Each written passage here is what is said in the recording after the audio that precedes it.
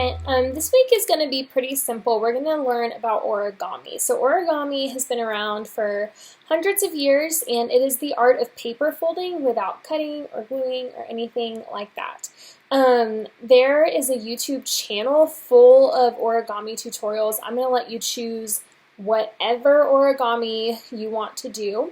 You can do origami with all sorts of different kinds of paper. I'm just going to use basic printer paper, and I'm going to show you how to cut it down into a square really easily. You can also use wrapping paper, old newspaper, old pieces of random mail that your parents don't need anymore. It's up to your family what you have, but you can make origami out of pretty much any kind of paper. You do not need special origami paper. So you can choose any kind of origami you want. I've also linked a document with some information. It's just a really short one-page article about the history of origami and where it comes from, and I would love for you guys to read that so you can be informed about what origami is and sort of the history of it and how it has developed over the centuries. But otherwise, that's about it. I'll check in a few times this week and show you different origamis that I have tried. But I want to start us today with just this quick tutorial on how to turn a rectangle paper into a square paper. So I have my rectangle paper, and all I have to do is take this corner and fold it. This is hard to do in the air. And fold it down until the edge is lined up like that. So you see how it's all lined up? So then I can just crease it so that it looks like this.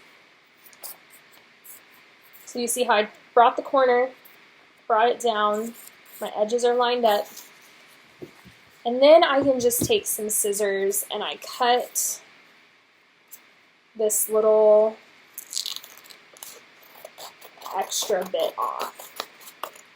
And I could use this extra bit to even make more small squares and try to do tiny origamis. It's really fun to do origami. Feel free to do more than one.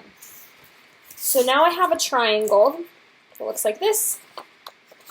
And when I open it up, I have a square. Now this is kind of a big square. I could even, if I wanted to do smaller origami, I could break it down. I could fold it in half and then half again and get smaller squares. It's up to you.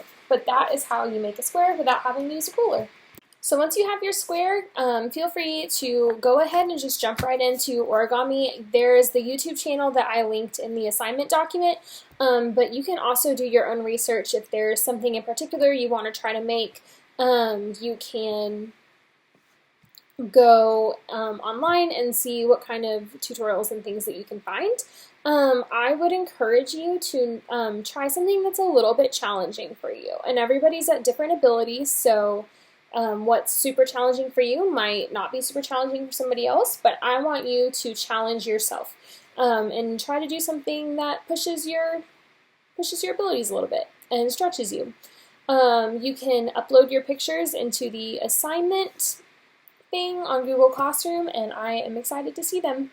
You are only required to do one completed origami, but again, if you love origami, if you have a lot of time, feel free to make more. Feel free to share with me however many you make, and I can try to get that up on the gallery website. So I miss you guys. I hope you had a restful spring break, and I hope you guys work hard with your learning and are being patient with your families.